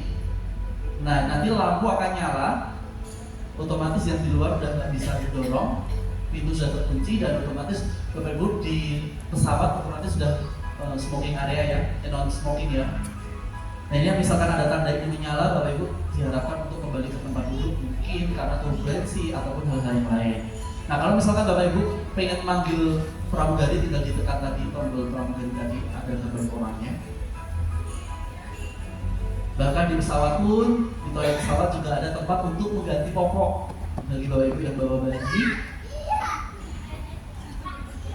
Nah ini ada ini.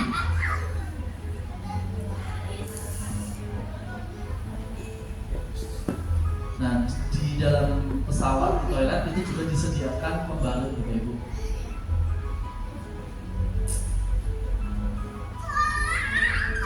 Ini ada kertas dulu untuk toiletnya.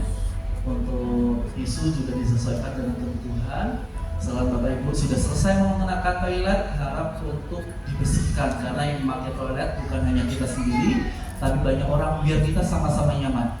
Untuk tisu atau sampah tidak boleh dibuang di toilet dalam, tapi dibuang sampah di samping ini, di samping wastafel tempat sampahnya. Nah nanti dimasukkan di situ. Untuk air hangat warna merah, untuk air dingin warna biru, nanti insya Allah kalau udah ditekan mati sendiri. Jadi kalau udah selesai mati sendiri. Untuk tisunya ada di sebelah tadi. Untuk ngeflashnya seperti ini, Bapak Ibu tinggal disetor di sini, nanti otomatis ngeflash airnya di bawah. Dan untuk tisu tidak boleh dimasukkan ke dalam toilet, harus dimasukkan ke dalam sampah sebelah sini. Ini ada beberapa tisu untuk wajah ataupun lain sebagainya, tapi Bapak Ibu tidak perlu sampai sedetail ini, nggak masalah. Nggak perlu, nggak masalah.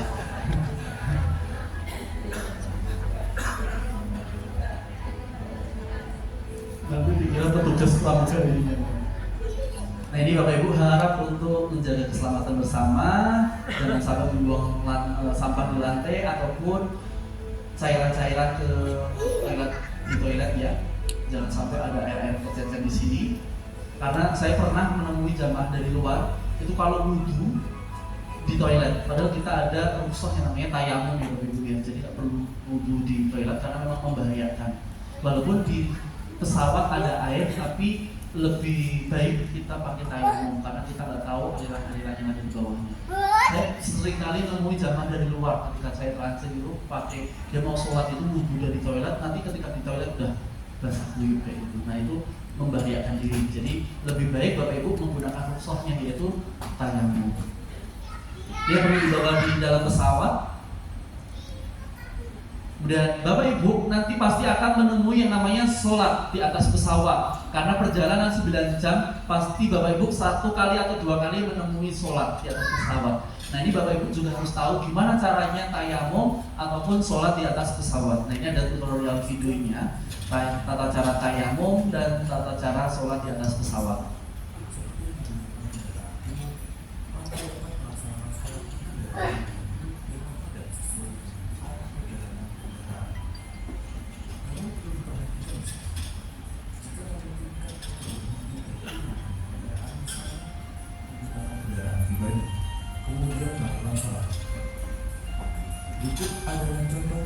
Nah ini tata cara tayamum di atas pesawat. Yang pertama Bapak Ibu tinggal letakkan tangan, usapkan ke jendela atau kursi depan kita ya, kursi depan kita, dan diusapkan ke wajah. Habis itu langsung ke telapak tangan.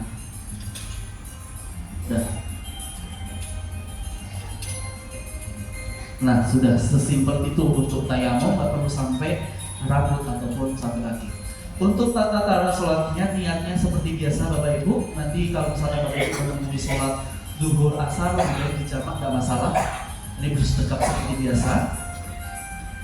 Nanti ada beberapa maskapai Saudi Airlines itu ada musola di belakang. Nah itu bisa dimanfaatkan kalau Bapak Ibu pakai maskapai Saudi Airlines. Satu-satunya maskapai di dunia yang ada musolanya itu Saudi Airlines. Kalau misalkan Bapak Ibu untuk maskapai yang lain bisa sholat di kursi, kemudian rukuknya badannya agak dibungkukkan sedikit ke bawah, tidak seperti biasa. Nanti untuk sujud badannya dibungkukkan paling pol ke bawah, jadi untuk membedakan antara rukuk dan sujud.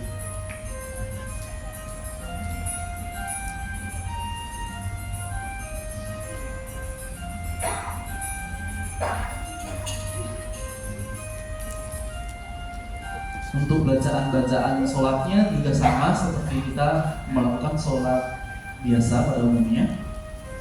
Tasyahud akhir atau tahiyatul akhir juga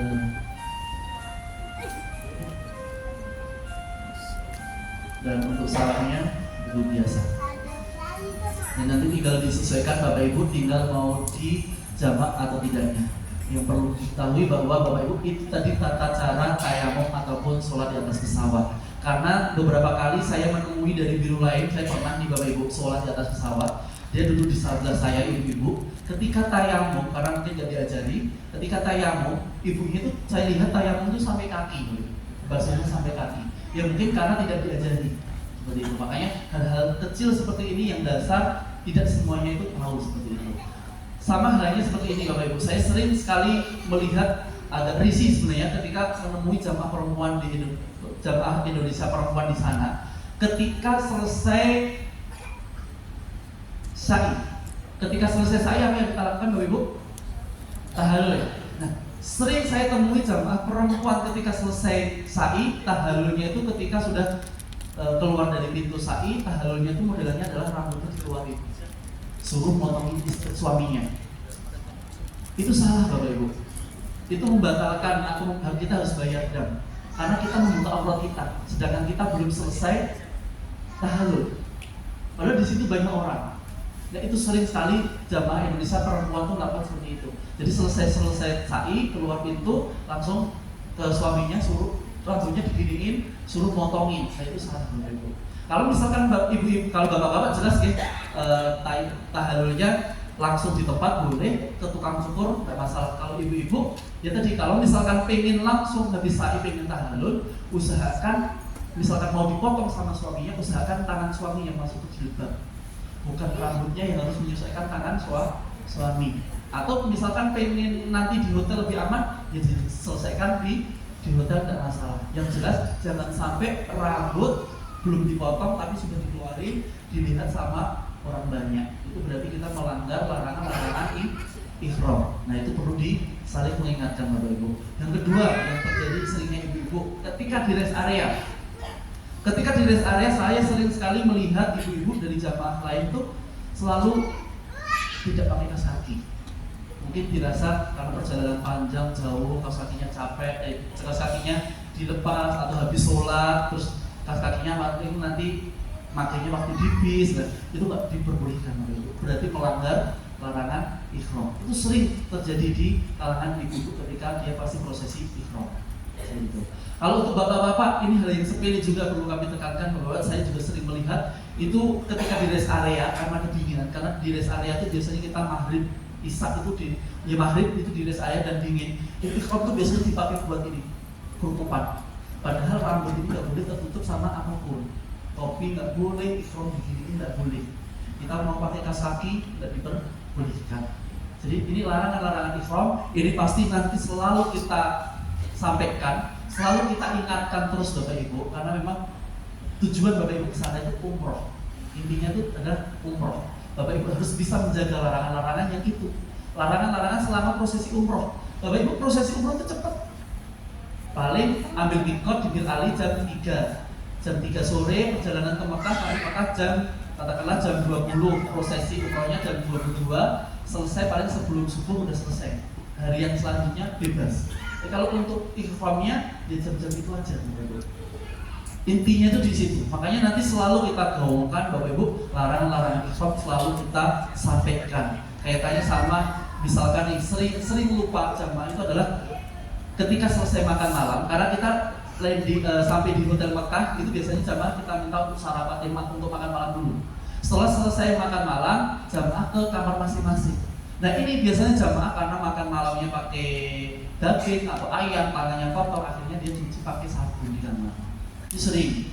Jadi makanya Bapak Ibu nanti saling mengingatkan satu sama yang lain. Bahkan saya menemui juga jamaah muda, masih muda, dia urangan atau bilang masih pakai celana dalam ketika prosesi tawaf kedua. Pas prosesi tawaf kedua dia baru ingat ternyata masih pakai celana dalam. Padahal biasanya ketika ambil mikot ataupun sebelum ambil mikot kita biasanya ada manasik terlebih dahulu, itu kita selalu ingatkan Bapak Ibu ketika mau check out ke Hotel Madinah itu kita sudah pakai kain ihram seperti biasa. Jangan ada kain dalam atau sesuatu yang melekat yang bapak-bapak. Jadi nanti Bapak Ibu yang khususnya ibu-ibu itu saling ngecek suaminya masih ada atau belum. Karena yang bisa ngecek istrinya. Nggak mungkin nanti terlidurnya ngecek, nggak mungkin.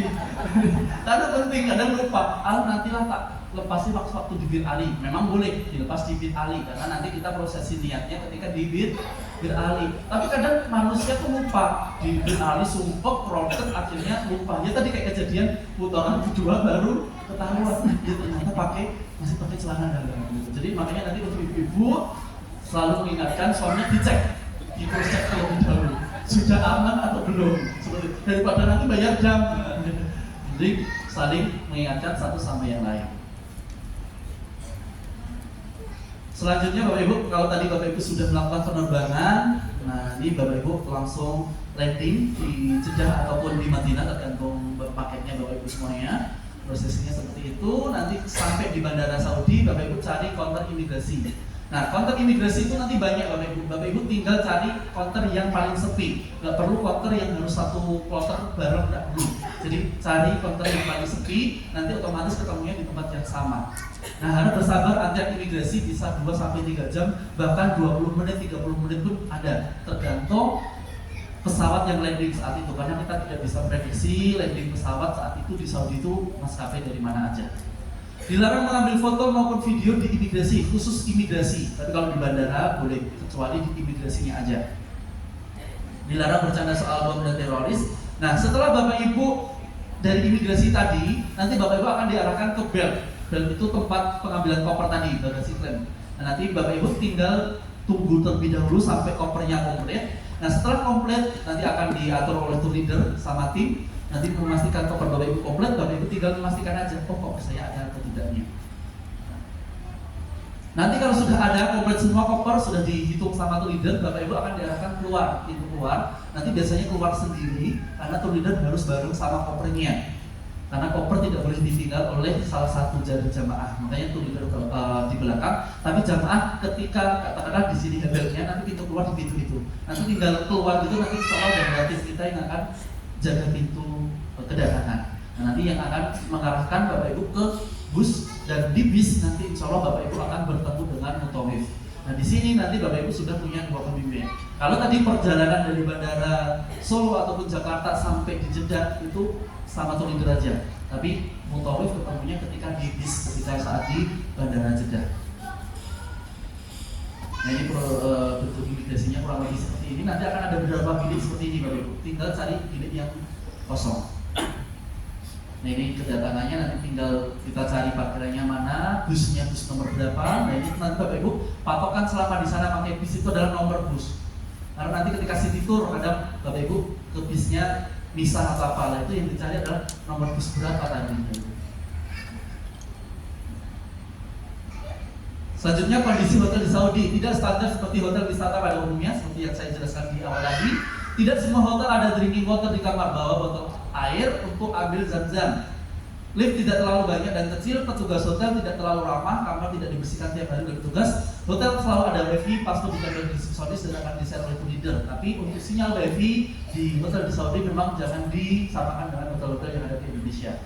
Kadang nyampe sampai kamar kita, kadang tidak nyampe. Baik hotel bintang 3, 4, 5 sama saja. Kemudian jadwal makan Bapak Ibu, ini perlu diingat Bapak Ibu, bahwa di sana itu jadwal makan kita mengikuti jadwal yang ada di hotel, bukan kehendak dari travel. Karena pernah kejadian jamaah telat sarapan pagi, dia baru pulang dari masjid jam 10 pagi. Kemudian protes ke biro karena dia merasa nggak dapat sarapan. Padahal sudah kami jelaskan bahwa sarapan itu include dari hotelnya dan ada aturannya dan sudah kita set jadwalnya. Jadi Bapak Ibu perlu diperhatikan jadwal makannya, jadwal makan pagi setelah selesai sholat subuh, makan siang setelah selesai zuhur, makan malam setelah selesai sholat isya. Dan restoran biasanya akan dibuka 2 jam setelah dibuka tadi. Dan insya Allah jadwal-jadwal ini untuk antar hotel karena beda-beda akan di-share oleh tour leadernya. Jadi diperhatikan apa yang di-share oleh tour leader, itu berarti patokan Bapak Ibu jadwal makannya. Jangan sampai melewati dari batasan itu. Karena kalau Bapak Ibu melewati batasan itu, otomatis kita juga tidak bisa bantu.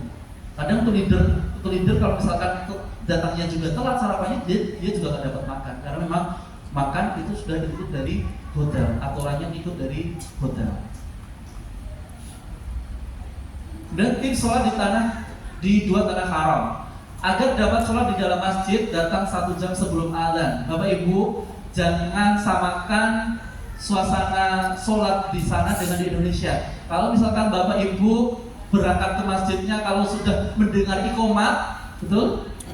Nah kalau di sana jangan berharap dapat antrian di dalam masjid. Kalau misalkan Bapak Ibu datangnya pas waktu iqomat, bahkan ketika sudah adzan pun Bapak Ibu kadang nggak bisa masuk ke dalam masjid, dapatnya pelanggaran. Makanya usahakan 1 jam sebelum adzan Bapak Ibu udah persiapan terlebih dahulu ke masjid, karena kita nggak tahu produknya lift itu gimana. Karena lift itu sebenarnya banyak, tapi karena produknya di waktu yang sama Bapak Ibu. Sholat zuhur juga di jam sama, otomatis orang yang nginap di situ zuhur juga otomatis menggunakan lift. Ketika makan, ketika city tour jam 7 pagi itu produk seperti itu. Jadi mohon Bapak Ibu persiapkan waktu 1 jam sebelum azan sudah persiapan menuju ke masjid.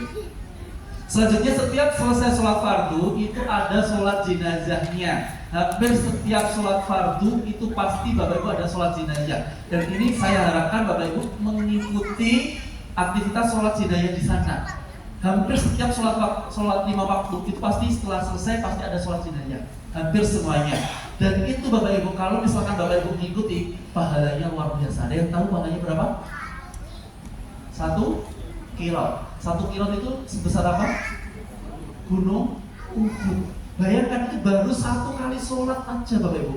1, padahal kita kalau misalkan 5 kali di masjid, 5 kali sholat fardu dan 5 kali sholat jenazah, berarti satu hari kita dapat 5 sebesar gunung Uhud.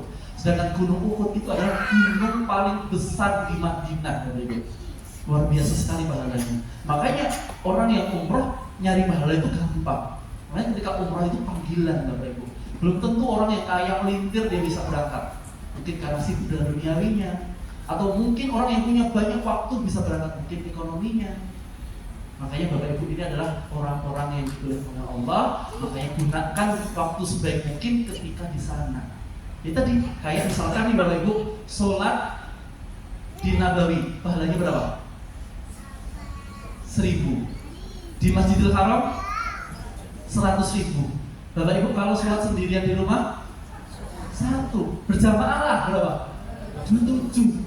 Jauh banget Bapak Ibu. Makanya segampang itu Bapak Ibu nyari pahala ketika di sana. Belum dari segi sholat kita, sholat jenazah kita, atau amalan-amalan yang lain.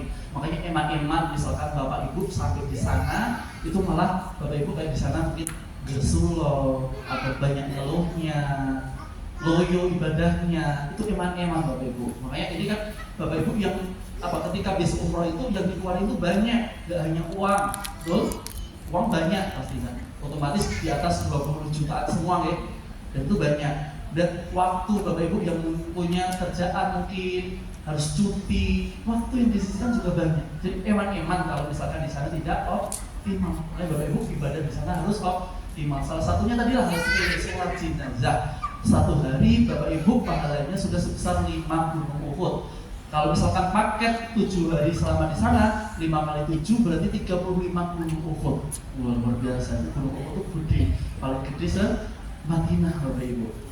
Kemudian khusus di Raudhah mengikuti kebijakan yang berlaku saat di Saudi ataupun di Saudi nanti. Jadi cara masuk Raudhah itu ada 2. Yang pertama melalui aplikasi Nusuk, yang kedua pakai Tasre. Tasre itu yang urus dari muasasah kita yang di sana. Kalau Nusuk nanti insya Allah akan bisa sama tuh leadernya tata cara mendownload aplikasi Nusuk. Tips agar tidak tersesat di Masjid Nabawi ataupun Masjidil Haram. Yang pertama Bapak Ibu harus ingat arah dari hotel menuju masjid, begitu juga dan pulangnya dari masjid menuju ke hotel.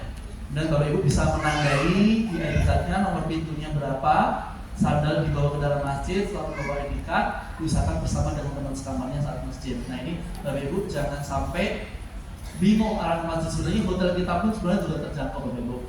Rata-rata hotel kita dekat. Cuma kadang jamaah panik dengan panik, gak usah panik. Rata-rata jamaah itu panik Bapak Ibu. Ketika di sana, makanya rutinitas agenda harian, agenda inti tour leader itu adalah mencari jamaah yang hilang. Itu jadi makanan sehari-hari. Biasanya itu anaknya, aduh ibu saya belum balik ke hotel ini mas, saya cari. Nanti ada laporan lagi udah ketemu, ada laporan siapa lagi jamaah hilang lagi. Makanya rutinitas agenda tour leader itu di sana itu rata-rata mencari jamaah yang tersesat, bukan hilang, tersesat. Makanya rata-rata itu panik loh ibu. Saya pernah bawa jamaah, ibu-ibu dia pakai handphone, bisa mengoperasikan handphone. Jadi tiba-tiba chat saya, Mas Rais, ini kok aku tersesat ya, tadi habis dari Ka'bah, terus udah keluar dari masjid, terus mau ke hotel kok bingung, kayak aku tersesat mas, minta tolong dijemput.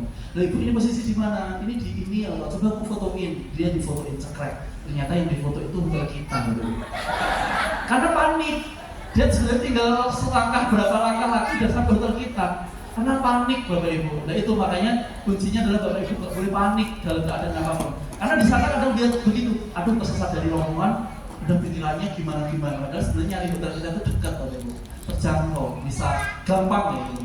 Jadi memang Bapak Ibu mohon terutama bagi jamaah yang sepuh, kuncinya adalah ID card selalu dikenakan.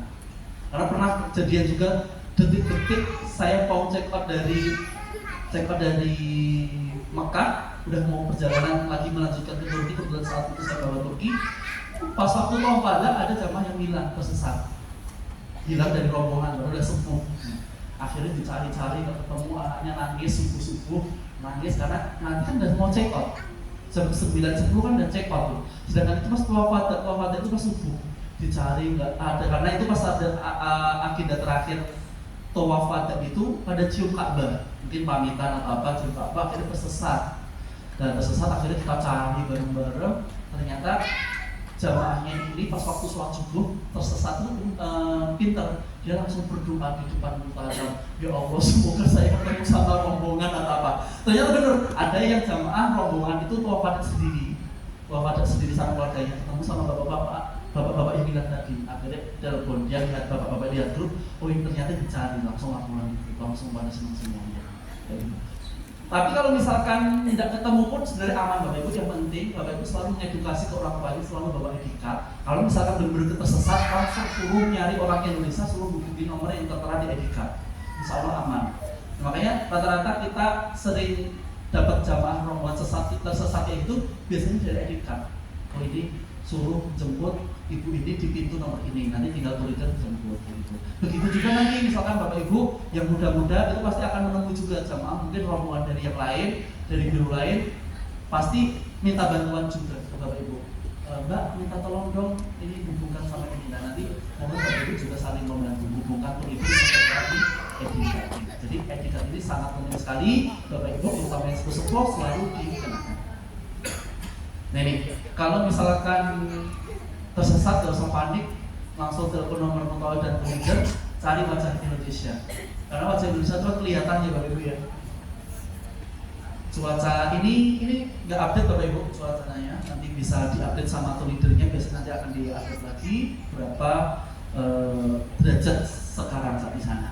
Kemudian pentingnya jamaah tersambung internet, Bapak Ibu, semua informasi terkait dengan ibadah umroh, terkait dengan jadwal kita selama di sana, itu akan selalu diupdate setiap hari oleh tour leader, bahkan akan di-reminder lagi itu oleh tour leader.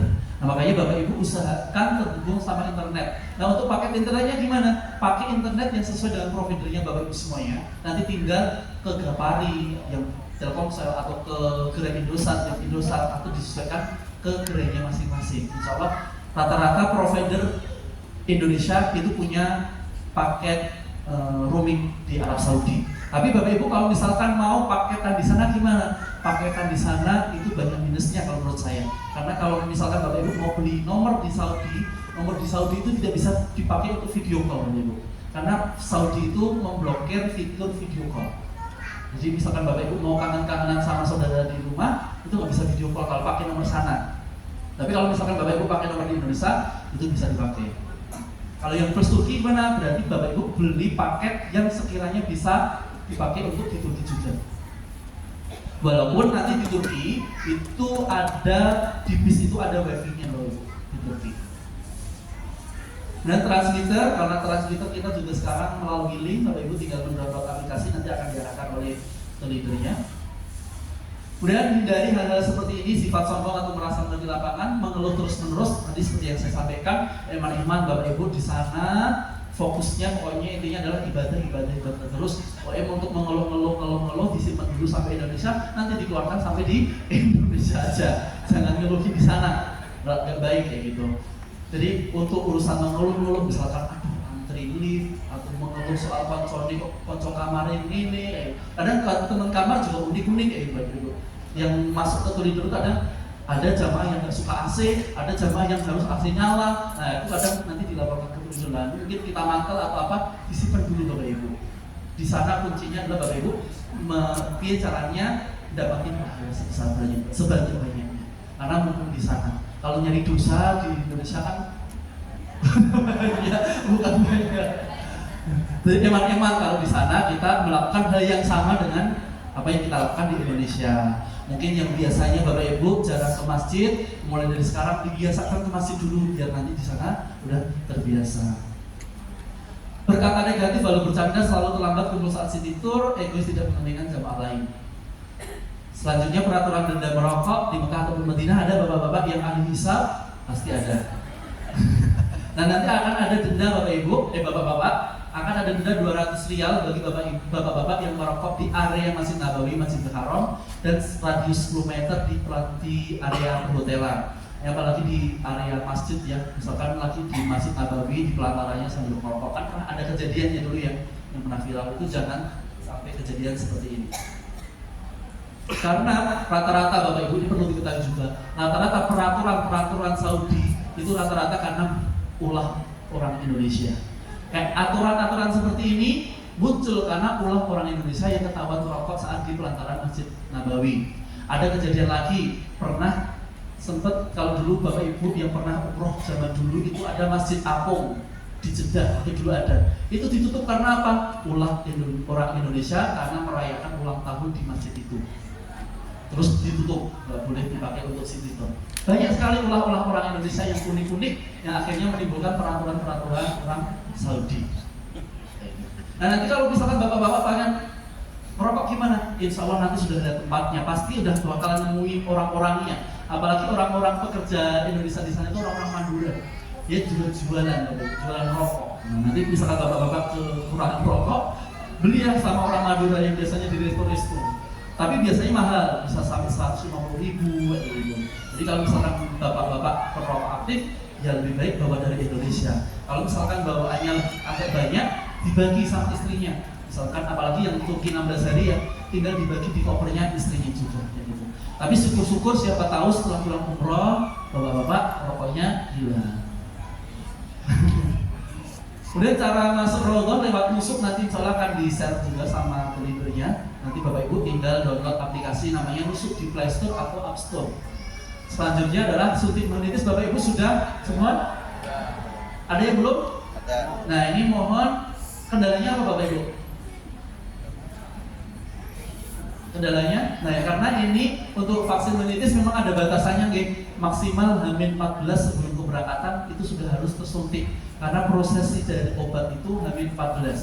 Makanya Bapak Ibu selama stoknya di rumah sakit ada, silahkan suntik sekarang. Bahkan yang kloter-kloter yang Januari, Februari pun sudah kita minta untuk suntik. Karena masa aktif suntik itu 2 tahun juga.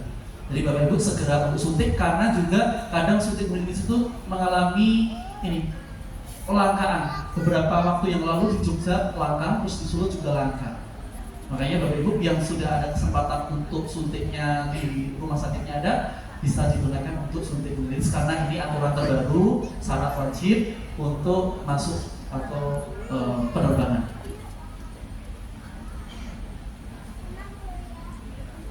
Terkait dengan suntik. Dan orang yang harus diwaspadai Bapak Ibu, yang pertama adalah pengemis di sekitaran masjid, baik Nabawi ataupun Masjidil Haram itu banyak sekali pengemis. Jadi jangan heran Bapak Ibu ketika keluar dari masjid langsung ada yang menodongkan tangan. Biasanya ibu-ibu bercadar yang menodongkan tangan. Kadang itu ibu-ibu minta gini, kadang pakai sikat diambil kertasnya itu semuanya. Jadi di sana hal-hal seperti itu hal-hal yang lumrah. Dan di sana pengemis itu jumlahnya banyak sekali. Kalau misalkan dulu Bapak Ibu mungkin dengar nanti kalau di sana bawa uang real kecil-kecil dikasihkan ke pengemis, itu sekarang kalau saya sarankan udah gak berlaku Bapak Ibu. Karena lebih banyak madorotnya. Nah kalau misalkan Bapak Ibu pengen ngasih ke orang, ngasih ke tukang bersih-bersih. Di sana tukang bersih-bersih banyak. Tapi tukang bersih-bersih di sana sekarang rata-rata juga hampir mirip Bapak Ibu. Sifatnya gini. Kalau ada yang ngasih satu, nanti semua tukang bersih-bersihnya gini. Gitu. Nah kalau saran saya misalkan Bapak Ibu pengen mau memperbanyak amalan di sana ya tadi lewat tadi atau yang bersedekah bisa lewat sedekah-sedekah yang lain, mungkin wakaf Al-Quran, mungkin lebih madorotnya lebih banyak. Kemudian bisa wakaf kursi, nah itu kursi buat orang yang nggak bisa duduk, nggak bisa sholat sambil duduk, itu banyak di sana orang-orang yang jualan kursi. Nah itu bisa alternatifnya hal-hal yang seperti itu Bapak Ibu. Tidak perlu yang kayak pengemis ataupun ngasih tukang bersih tadi. Kalaupun misalkan mau ngasih tukang bersih, itu perlu ada perlu diatur Bapak Ibu. Kalau misalkan mau ngasih tukang bersih, jangan sampai Bapak Ibu tuh ngasih terus berhenti. Otomatis nanti semuanya tukang bersih sama pengemis tadi bakal menjadi satu. Tapi kalau misalkan mau ngasih tukang kebersihan, Bapak Ibu sudah siapin terlebih dahulu uang dari hotel di genggaman. Nanti ketika ketemu sama tukang bersih tinggal begini. Jadi seolah-olah kita jalan, tapi seolah-olah kita nggak ngasih. Karena kalau kita berhenti, otomatis nanti tukang bersihnya juga nyambung kita. Jadi otomatis langsung kayak ngasih gitu. Dan itu perlu diwaspadai. Yang kedua, pemalak memberi barang tiba-tiba suruh bayar itu biasa di Jabal Rahmah. Bapak Ibu disuruh foto, habis foto dicetak, habis itu suruh bayar. Ini wajib biasanya gitu. Jadi itu perlu diwaspadai.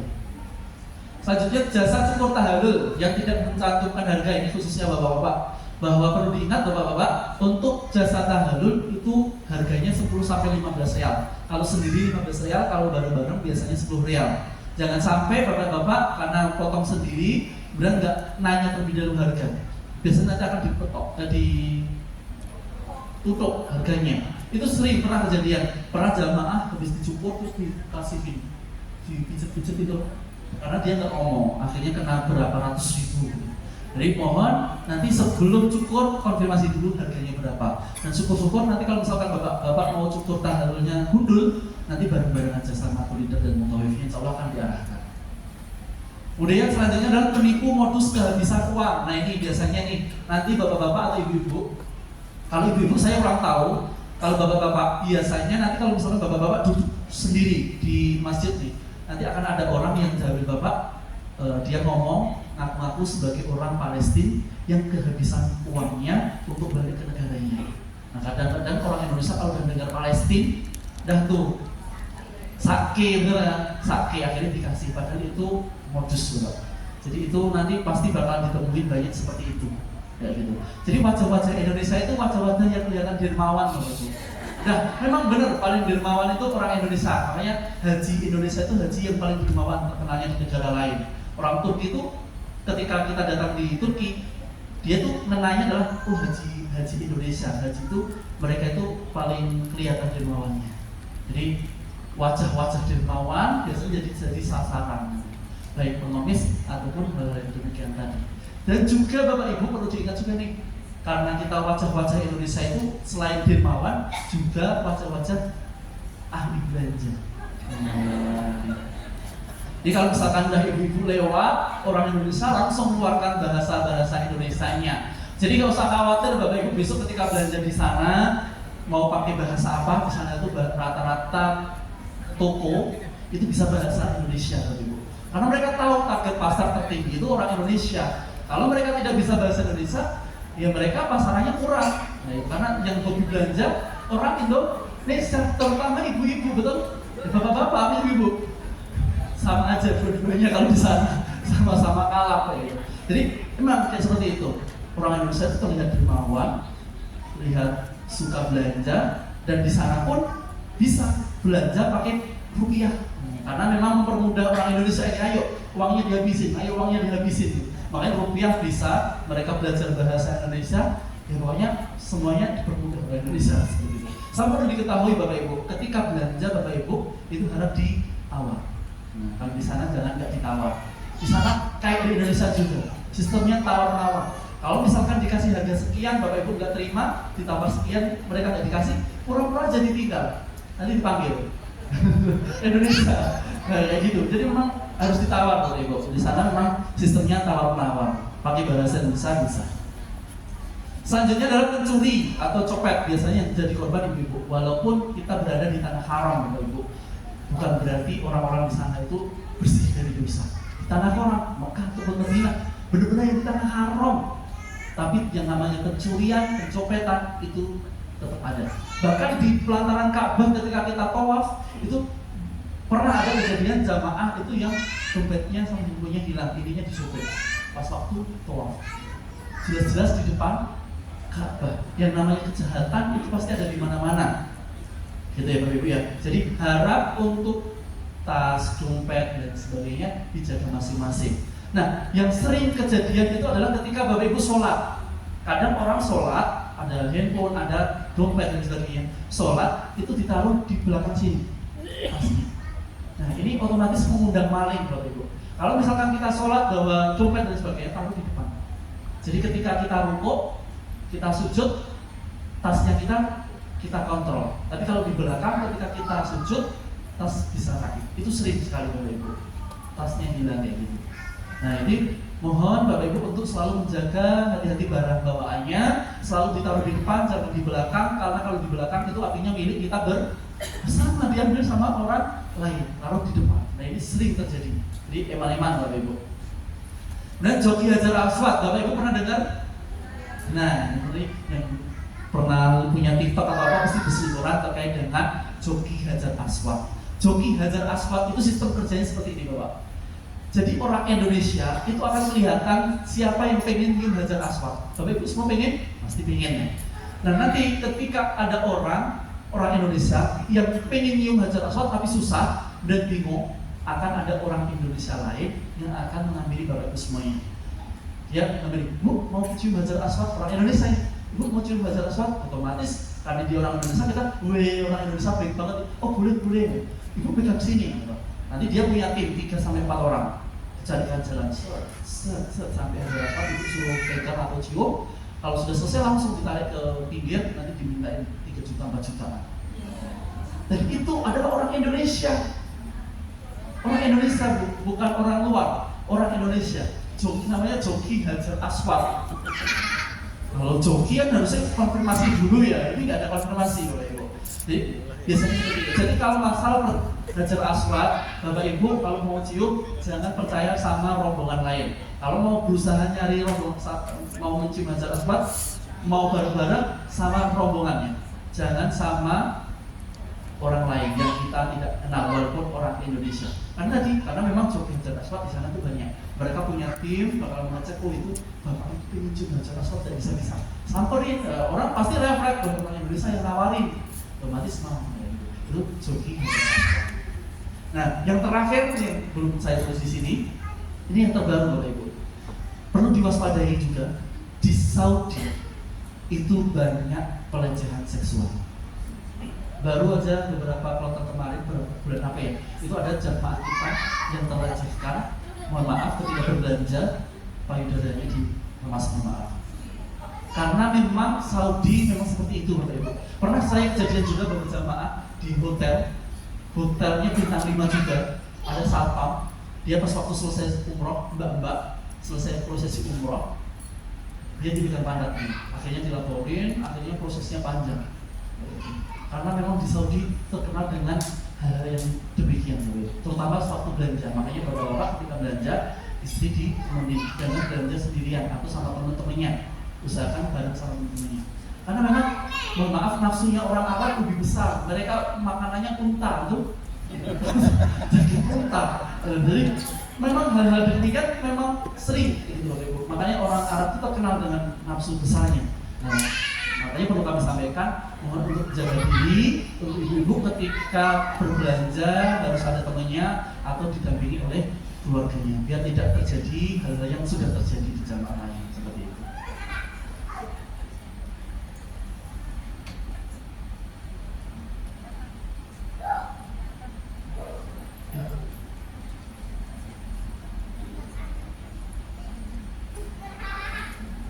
Selanjutnya adalah tips guide ataupun mutawif atau TL bagi bapak ibu yang mengikuti paket umroh plus Turki, plus Singapura, plus Dubai. Pasti kemarin sebelum pendaftaran dimintain atau pas waktu pelunasan dimintain tips wajib untuk guide, dan itu dibayarkan dalam bentuk rupiah. Karena apa?